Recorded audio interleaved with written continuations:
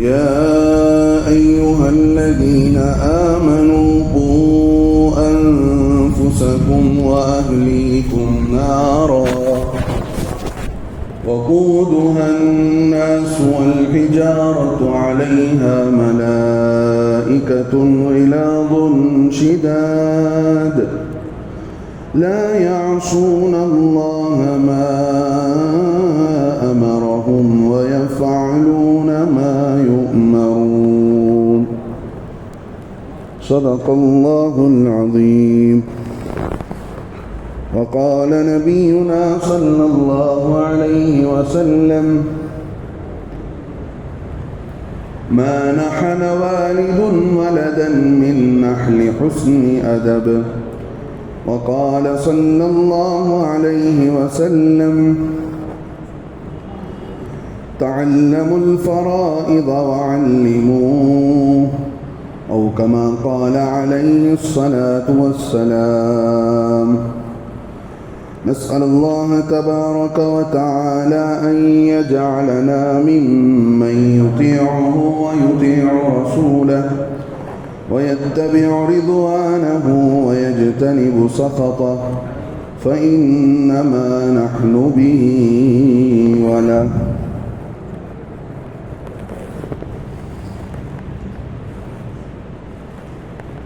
بزرگان دین، عزیز نوجوان بھائیوں، بزرگوں،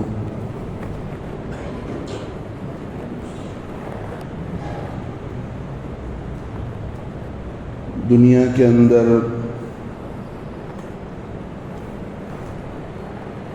جو سوچ اس وقت میں چل رہی ہے وہ سوچ دجالی سوچ ہے. دجال کے تعلق سے اللہ کے نبی صلی اللہ علیہ وسلم نے بیان فرمایا کہ اس کی ایک آنکھ ہوگی، گویا وہ کانا ہوگا. تو اس دجالی سوچ اور فکر پر جو لوگ چل رہے ہیں ان کی بھی ایک ہی سوچ ہے، اور وہ بھی ایک ہی چیز کو سامنے رکھ کر زندگی گزار رہے ہیں. ایک چشم کہتے ہیں آنکھ کو. گویا دنیا اس وقت ایک آنکھ سے نفع نقصان کو دیکھتی ہے اور اسی کو سب کچھ جان کر اسی کو سامنے رکھ کر زندگی گزار رہی ہے. اور دو چشم کہتے ہیں دو آنکھیں کو. اللہ نے انسان کو دو آنکھیں دی ہیں کہ آدمی دنیا بھی دیکھے، موت کے بعد کی زندگی بھی دیکھے،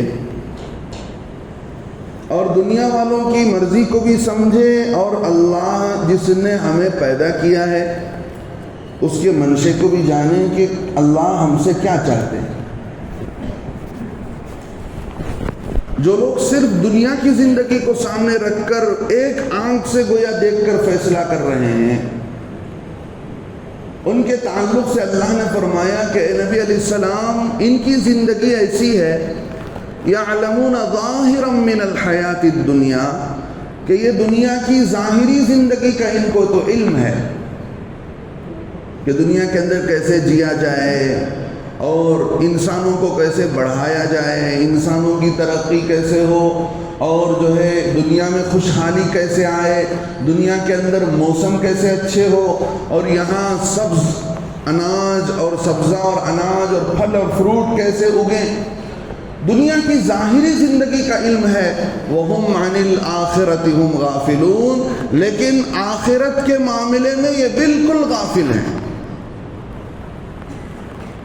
ایک چشمی سوچ، یعنی ایک آنکھ سے جو دیکھ کر فیصلہ کرنے والی سوچ ہے، وہ سوچ دنیا کی ہے، اور دونوں آنکھوں سے دیکھ کر دنیا پلس آخرت کو سمجھ کر جو فیصلہ کرنے والی سوچ ہے وہ دین کی سوچ ہے،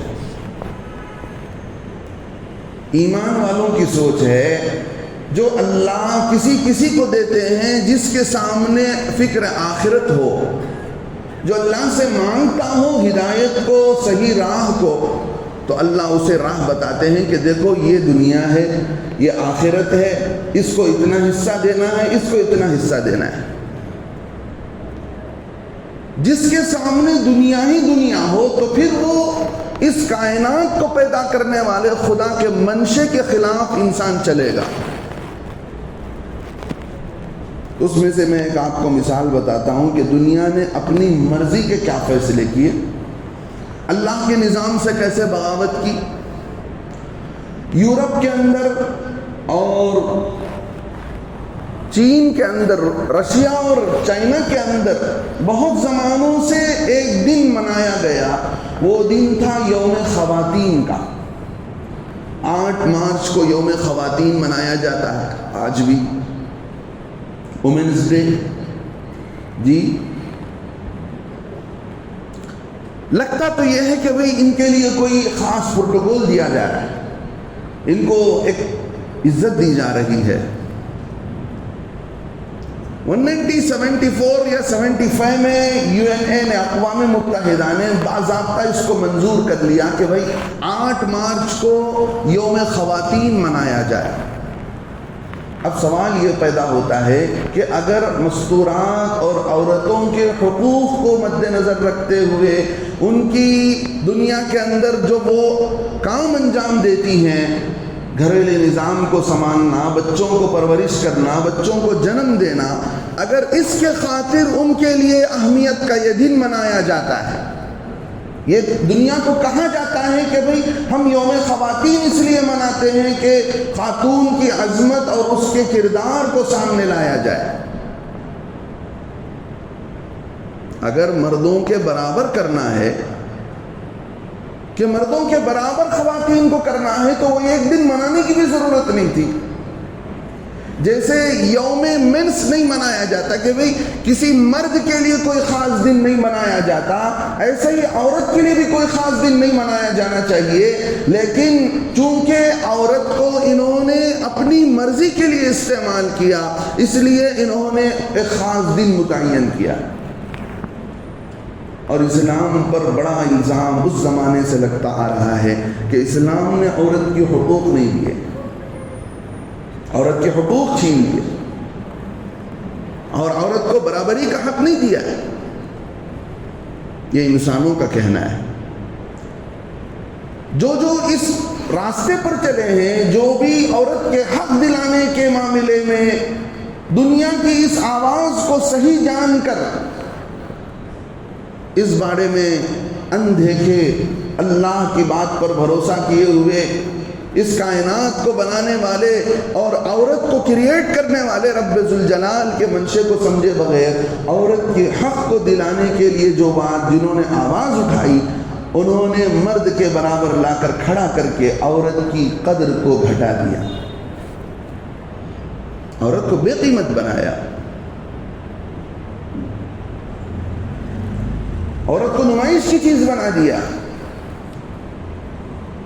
اور اللہ نے جب اس کائنات کو پیدا کرنے والے رب ذوالجلال نے انسانوں کو پیدا کرنے کے بعد مردوں کے ذمے کچھ کام دے رکھے ہیں، عورت کے ذمے کچھ کام دے رکھے ہیں، اللہ فرماتے ہیں وَلَا تَتَمَنَّوْا مَا فَضَّلَ اللَّهُ بِهِ بَعْضَكُمْ عَلَى بَعْضٍ۔ ہم نے ایک دوسرے کو جو درجہ دے رکھا ہے تو ایک دوسرے کو دیکھ کر تم تمنا مت کرو کہ وہ درجہ مجھے مل جائے۔ عورت چاہے کہ بھئی مرد کا مقام مجھے مل جائے، مرد چاہے کہ عورت کا مقام مجھے مل جائے۔ لِلرِّجَالِ نَصِيبٌ مِّمَّا اكْتَسَبُوا وَلِلنِّسَاءِ نَصِيبٌ مِّمَّا اكْتَسَبْنَا۔ اللہ رب العزت فرماتے ہیں کہ دیکھو عورتوں کے لیے جو وہ کرتے ہیں ان کا وہ حصہ ان کو ملے گا، اور مرد جو عمل کرتا ہے اس کا حصہ مرد کو ملنے والا ہے۔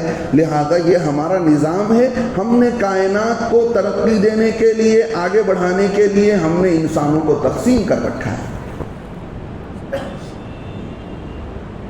ہر اعتبار سے ڈیفرنس، ہر اعتبار سے فرق بتایا گیا، لیکن آزاد خیالی جو ہوتی ہے اس کی کوئی حد نہیں ہوتی، اس کی کوئی لمٹ نہیں ہوتی۔ آپ فطرت سے بغاوت کریں، نیچر سے آپ لڑائی لڑ رہے ہیں۔ اللہ نے کائنات کو بنایا تو کائنات کو بنانے کے بعد تقسیم کار کر رکھا ہے۔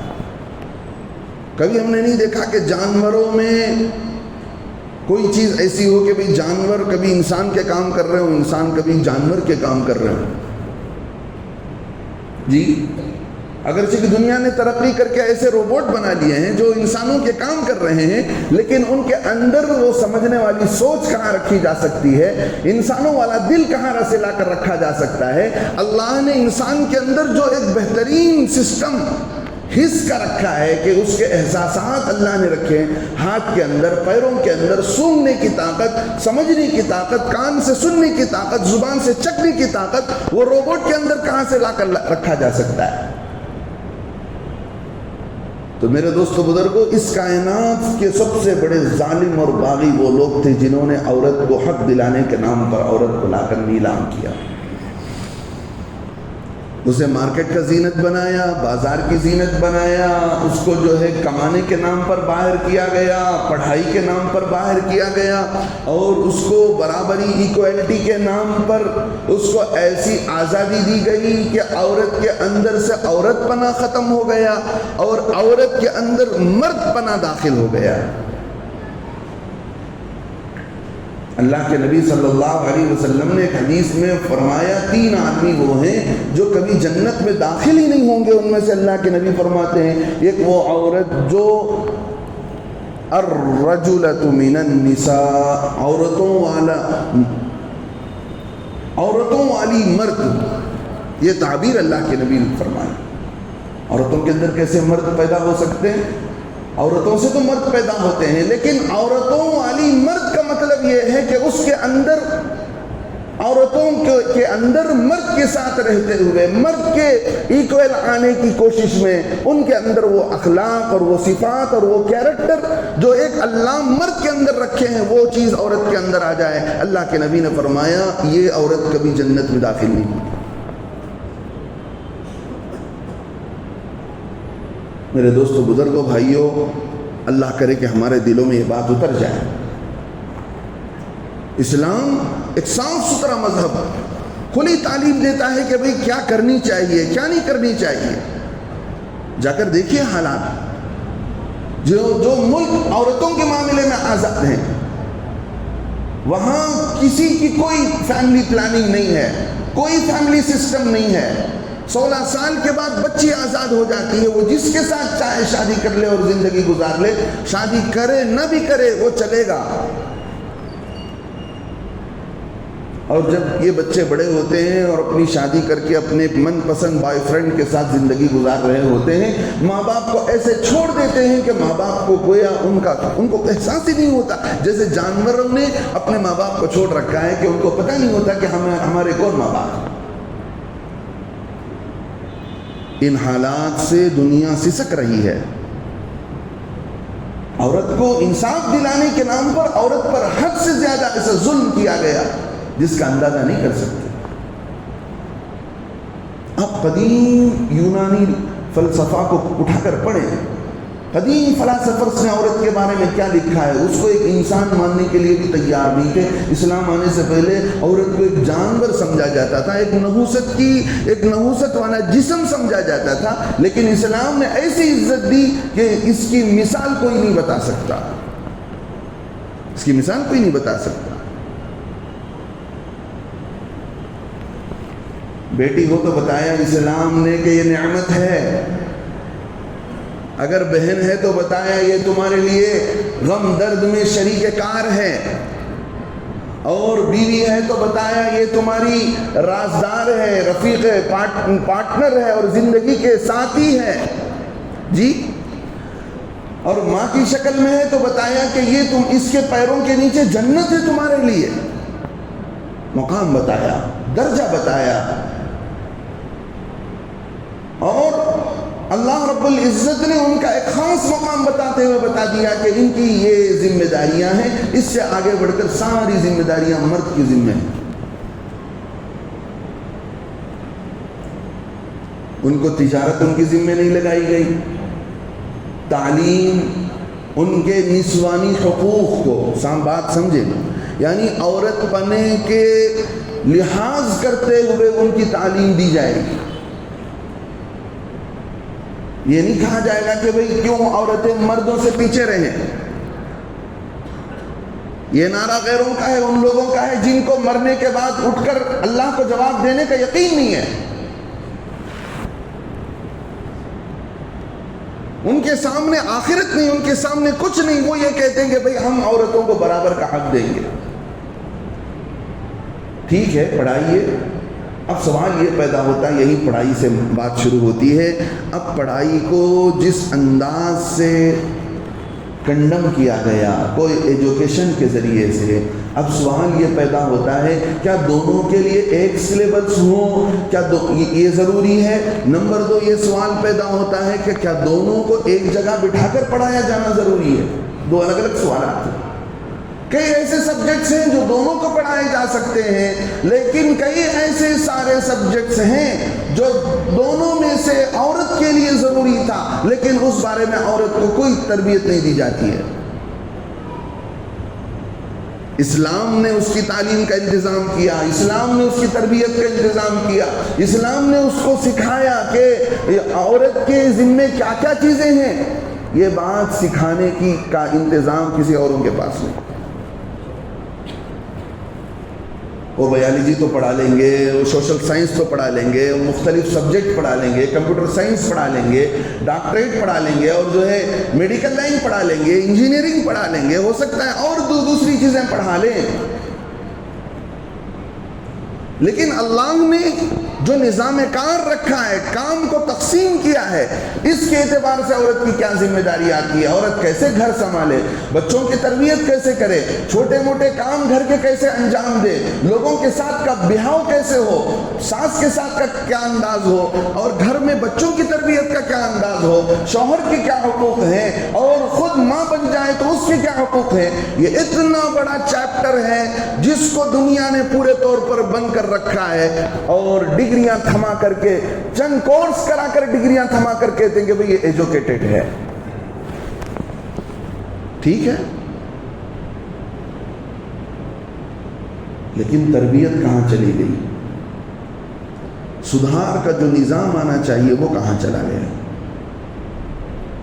انگار اور پانی کو بازو رکھا جائے، میگنیٹ اور لوہے کو بازو رکھا جائے، اور سوچا جائے کہ بھئی ان دونوں میں تعلق نہیں پیدا ہوگا، کھچاؤ نہیں ہوگی. انگار اور بارود کو رکھا جائے جی، اور سوچا جائے کہ ان دونوں میں جو ہے کھچاؤ نہیں ہوگا.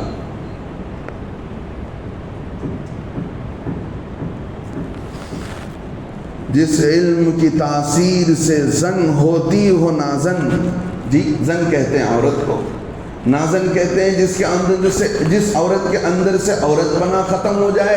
علامہ اقبال نے کہا تھا جس علم کی تاثیر سے ہوتی ہو زن ہوتی ہو نازن، کہتے ہیں اسی علم کو ارباب نظر موت. کہتے ہیں اسی علم کو ارباب نظر موت. بیگانہ رہے دین سے اگر مدرسہ زن. جی ہم نے کیا کہا؟ ہم نے کہا کہ عورت کا گود سب سے پہلا مدرسہ ہے. عورت جو گھٹی میں ڈالے گی بچے کے دل میں، دماغ میں، ذہن میں، کیریکٹر میں، وہ چیز بچے کے دل و دماغ میں اترے گا، بچی کے دل و دماغ میں اترے گا.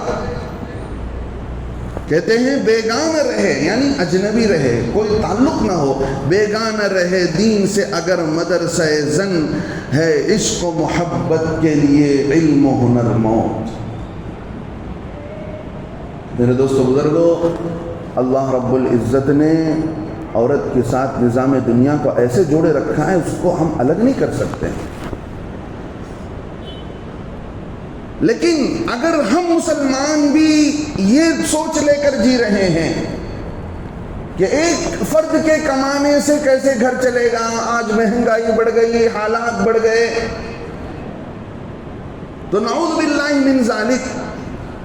اگر شرعی حدود کو سامنے رکھے بغیر آپ بچی کو تعلیم دے کر، ڈگری دے کر اس کو کمائی کے راستے پر لگا رہے ہیں، بات اچھی طرح سمجھیے، شرعی حدود کو سامنے رکھے بغیر بچی کو ایجوکیٹڈ بنا کر، اسے جو ہے ڈگری ہولڈر بنا کر اس کو جاب پر لگا رہے ہیں، وہ پیسے گھر کو آ رہے ہیں، گویا آپ خدا کو یہ بتا رہے ہیں اے خدا آپ کو پہلے ہمارے باپ دادا کو پالنے کی طاقت تھی، آج آپ کے اندر وہ طاقت نہیں ہے، اس لیے کہ چیلنجز بدل گئے ہیں، مہنگائی بڑھ گئی ہے، اور آپ جو ہے ایک شوہر کی کمائی سے گھر چلا نہیں سکتے ہیں، آپ کو ہم اللہ مانتے ضرور ہیں، آپ ہمارے خدا ضرور ہیں، لیکن تھوڑی ایڈجسٹمنٹ پالیسی ہم نے ایسی بنا رکھی ہے کہ ہماری بچی کمائے گی تبھی جا کر۔ دیکھیں اللہ کا معاملہ ایسا ہے، آپ اللہ کے نظام سے ہٹ کر اپنا کوئی نظام کریٹ کر لیتے ہیں، اللہ کہتے ہیں چلے جاؤ دفع ہو جاؤ، ہماری ضرورت نہیں ہے، ہم ساتھ نہیں دینے والے ہیں۔ تو میرے دوستو بزرگوں، سب سے پہلی بات اللہ رب العزت نے یہی بات بتایا کہ عورت کی تربیت کا انتظام کیسے ہو۔ اب عورت کی تربیت میں سب سے بڑی رکاوٹ جو ہوتی ہے اسکول اور کالج کے تعلیمات، اور ہم منع نہیں کرتے ہیں کہ آپ اسکول نہ پڑھائیں، اسکول پڑھانے سے، کالج پڑھانے سے، لیکن آپ فوکس دین پر رکھیں، پہلے نمبر پر دین ہو۔ یہ دیکھیں کہ وہ کہیں کوئی ایجوکیشن کا ماحول تو نہیں ہے، اسے بے لباس بنا کر تو نہیں بٹھایا جا رہا ہے، اس کی پنڈلیوں کو ننگا کر کے تو اسکول کے اندر نہیں بٹھایا جا رہا ہے، اور اس کا استاد کون ہے، کیسا ماحول ہے، اس کو کیا چیزیں پڑھائی جا رہی ہیں، خلوت اور جلوت کے ماحول کیا ہیں، کس کے ساتھ اس کے اٹھنا بیٹھنا ہو رہا ہے۔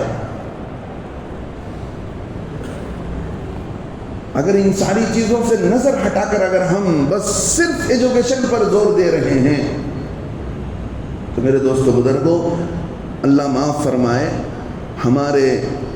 اللہ بہت معاف فرمائے، ہمارے اندر سے گویا احساس مر چکا ہے، احساس مر چکا ہے۔ اللہ رب العزت نے تقسیم کار رکھا ہے، عورت کے لیے کچھ نظام بنایا ہے کہ بھئی یہ تمہاری ذمہ داریاں ہیں، مردوں کے لیے کچھ نظام بنایا ہے کہ یہ تمہارے ذمے ہیں، اس سے ہٹ کر تم نہیں جا سکتی ہیں۔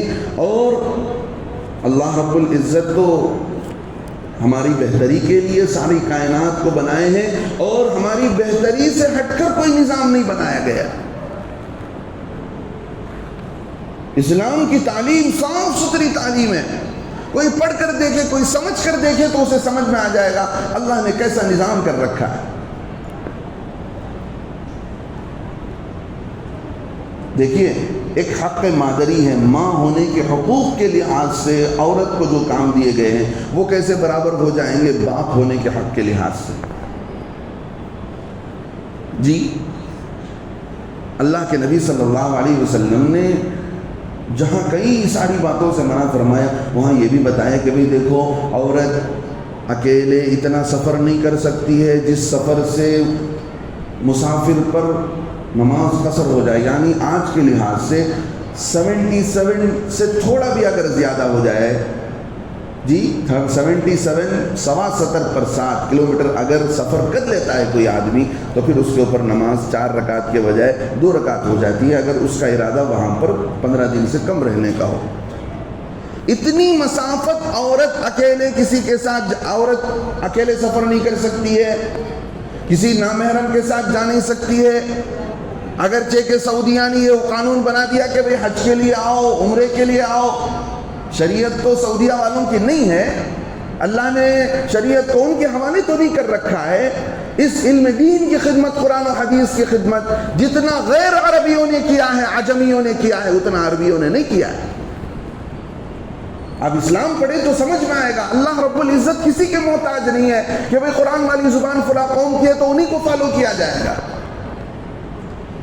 مجمع ہے، میں بتا نہیں سکتا ہوں کتنے ایسے حالات ہیں، ٹور آپریٹروں نے اللہ معاف فرمائے ان کو ہدایت دے، نہ ہنجاروں نے اپنے پیٹ پالنے کے لیے نہ محرم عورتوں کو لے کر گئے اور ان کے ساتھ حاجیوں کے کیسے تعلقات بنے۔ بھئی شریعت کی باؤنڈری کو کراس کرو گے تو کیا ہوگا؟ حکومت کو بتا دیا جاتا ہے کہ بھئی یہ اس کی محرم ہے، کیسے محرم ہو جائے گی؟ یہ سمجھ رہے ہیں کہ ہم پیسے بھی کما رہے ہیں، عبادت بھی کر رہے ہیں، ایسی عبادت تم کو جہنم کے گڑھے میں لے کر جائیں گے ایسے ٹور آپریٹروں کو جو حکومت کے آنکھوں میں یہ دھول جھونکتے ہیں کہ یہ فلاں کی محرم ہے، یہ فلاں کا محرم ہے۔ میرے دوستو بزرگوں، اللہ نے جس چیز کو بتایا ہے اس سے ہمیں اس لمٹ کو ہمیں کراس کرنے کی ضرورت نہیں۔ جب ایک عورت 77 کلومیٹر سفر نہیں کر سکتی ہو تو وہ کہاں سے اکیلے عمرہ کر سکتی ہے، حج کر سکتی ہے؟ اگر سعودیہ کے حکومت نے بھی پاس کر لیا ہو، شریعت کی بات سے ہٹ کر اگر عرب کے علماء نے بھی یہ بات پاس کر لی ہو، اگرچہ کہ نہیں کیا، علماء عرب کا یہ فیصلہ نہیں ہے، حکومت عرب سعودیہ کا یہ فیصلہ ہے، بات آ گئی تو کہتا ہوں میرے دوستو بزرگوں، اللہ رب العزت نے عورت کا ایک نظام بنایا ہے۔ لعن اللہ المتشبہات من النساء بالرجال، اللہ رب العزت لعنت کرتے ہیں ان مشتبہ یعنی شکل و صورت اختیار کرنے والی عورتیں جو مردوں کی شکل و صورت اختیار کرتی ہیں عورتوں میں سے، اللہ کی لعنتیں اترتی ہیں۔ اب دنیا کا نظام ان کو ڈگری دے کر، ان کو جو ہے ایکول کر کے، مردوں کے برابر لا کھڑا کر کے ان کو جو ہے مردوں جیسا بنانا چاہتا ہے۔ اسی وجہ سے آج اللہ معاف فرمائے پتہ نہیں چلتا کہ کون مرد ہے کون عورت ہے، ایسے ان کو لباس کے اندر برابر کر دیا گیا۔ تو میرے دوستو، اللہ کے نبی صلی اللہ علیہ وسلم کی تعلیمات صاف ستھری ہیں۔ ہم اپنے بڑوں کی تعلیمات پڑھ کر دیکھیں، نبی کی تعلیمات پڑھ کر دیکھیں، ہمیں اندازہ ہوگا کہ ہمیں کیا کیا باتیں سمجھائی گئی ہیں، کیا کیا باتیں سکھائی گئی ہیں۔ آپ ضرور پڑھائیں، منع نہیں، کسی کو عورت کو بھی پڑھنے سے منع نہیں کیا گیا، لیکن جو باؤنڈری شریعت بتاتی ہے اس باؤنڈری کے اندر رہ کر پڑھائیں، بھلے آپ کو دور بھیجنا پڑے یا زیادہ پیسے خرچ کرنا پڑے یا کوئی بھی تکلیف اٹھانی پڑے۔ الحمدللہ آج بھی ایسے لوگ ہیں۔ ہمارے ایک دوست ہے مولانا، بتا رہے کہ انہوں نے کہ میں 9 کے بعد میں نے بچی کو اسکول سے رکا دیا، اب ہمیں خود بچیوں کو ٹوٹوریل کے ذریعے سے یا جو ہے کرسٹ کے ذریعے سے ہم ان بچیوں کا ایگزامز لکھا سکتے ہیں۔ میں بہت گہری بات بتا رہا ہوں، اگر آپ حضرات نے، اگر ہم سب نے مل کر کوئی ایک ایسا نظام بنا لیا، مان لیجئے ہمارے محلے سلطان پالیا کے اندر ایک ایسا نظام بن گیا کہ ہماری بچیاں کوئی ایجوکیشن نہیں جائیں گی، ہماری بچیاں نامحرم اساتذہ کے سامنے بیٹھ کر نہیں پڑھیں گی، اس کے لیے ہم ایک ایسا نظام بناتے ہیں کہ صبح سے شام تک بچی ہاف ڈے مدرسہ پڑھ لے اور ہاف ڈے ان کے لیے ایسے ٹیچرز کا انتظام ہو جہاں وہ عورت آ کر پڑھائے بچیوں کو، اور وہاں پر وہ سارے سلیبس پڑھائے جائیں اور بچی جا کر ڈائریکٹ ایگزامز لکھے۔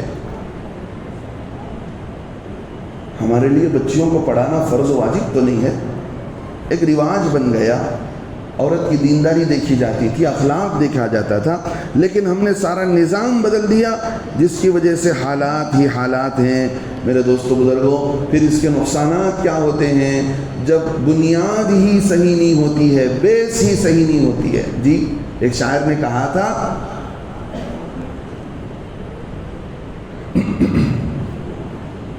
خشت اول چون ہد میں مار کج تا سریا می روت دیوار کج، پہلی اینٹ اور پہلا پتھر اگر معمار نے، میستری نے ٹیڑھا رکھ دیا، وہ دیوار اگر سریا نامی ستارے تک بھی کوئی اٹھا کر لے جائے تو وہ دیوار ٹیڑھے کا ٹیڑھا ہی نظر آئے گا۔ لہذا بنیاد بچی کی چھوٹے عمر سے، جوانی کے زمانے سے، پردے کے ماحول میں، دین کے ماحول میں اگر ہم اس کو ڈھالنے کی کوشش نہ کریں، اللہ نے عورت کے اندر فطرت الحیا رکھا ہے، آپ مردوں کے بیچ میں لے جا کر بٹھا کر کے اس کے حیا کا جنازہ نکال رہے، معاف فرمائیے، اس حیا کی حفاظت کیجیے، وہ آپ کی عزت ہے، ہماری عزت ہے، ہمارے گھر کی عزت ہے۔ ہم کیوں پامال کریں چند پیسوں کے خاطر؟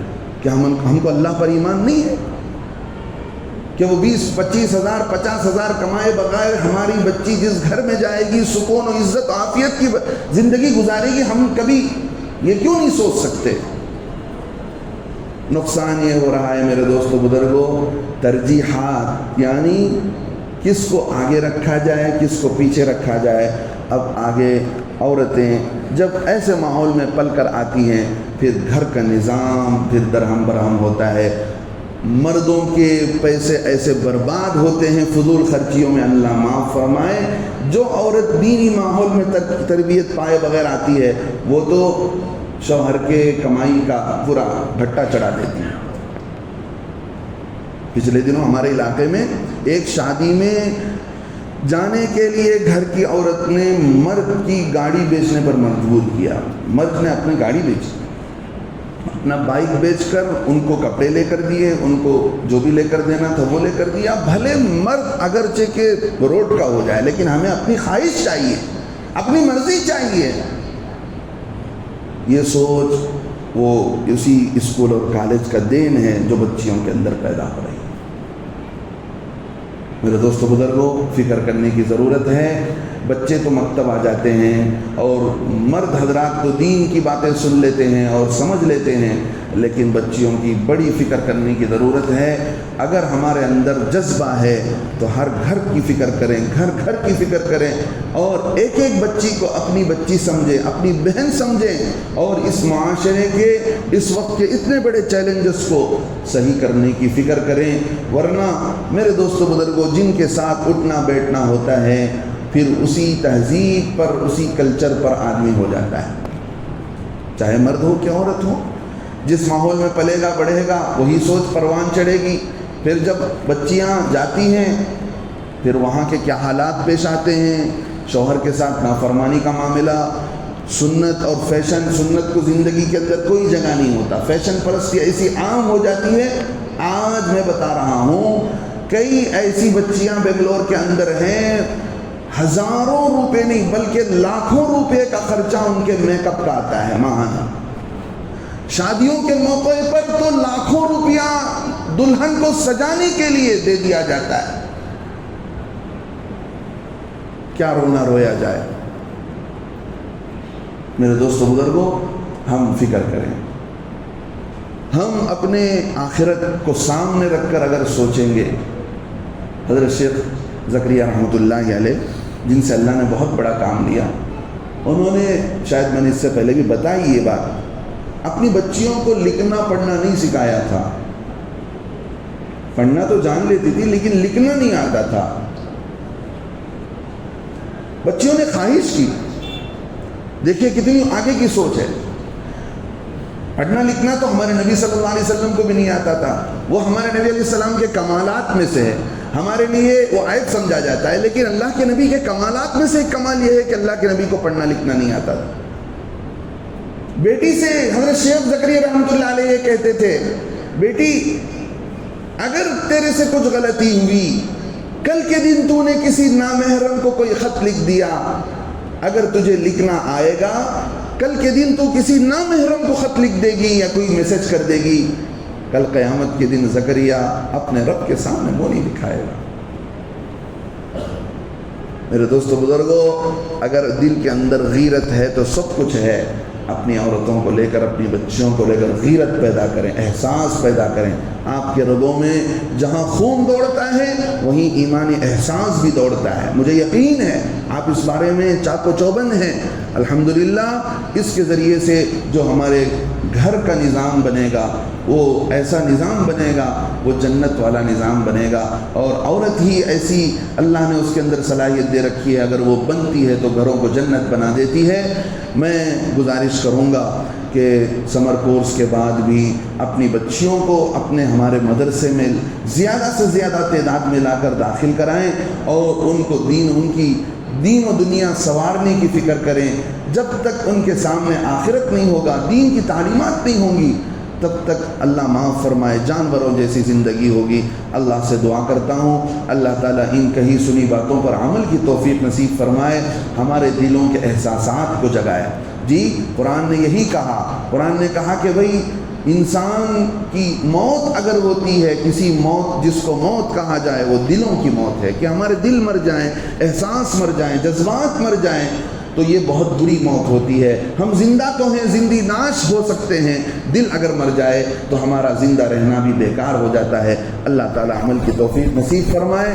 کہیں سنی باتوں پر اللہ تعالی عمل کی توفیق نصیب فرمائے. آمین. وآخر دعوانا الحمدللہ رب العالمین.